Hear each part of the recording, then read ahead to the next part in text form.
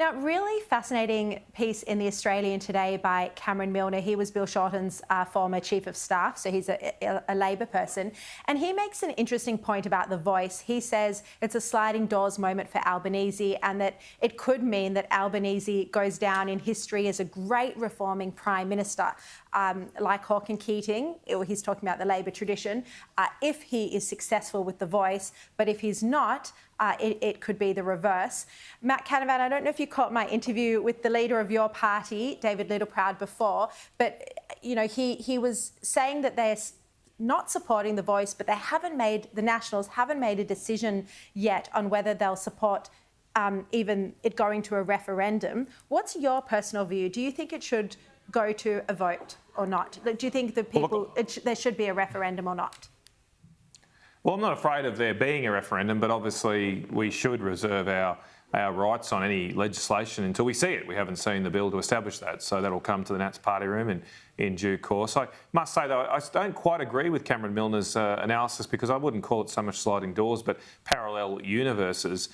When we're down here in Canberra, there's so much focus on this thing called The Voice. I mean, we had Labor staffers lined up in the ministerial wing applauding their boss today.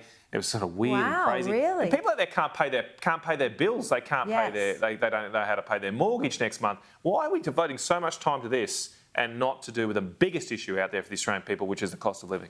Yeah. What do you think about all of that, Jenna? Do you think this could be a big moment for Albanese? I don't know if it doesn't matter. I mean, if The Voice can make tangible difference on the ground in closing the gap, then it is important. So I'm not sure I agree with Matt Canavan there. What do you think? If it can, that is.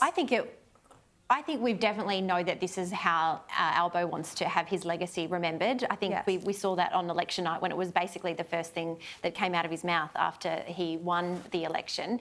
I think it even took the now Indigenous Australians Minister Linda Burney by surprise on the night, because we were speaking to her at that event and she was sort of taken aback, thinking that this is the year that it's going to happen.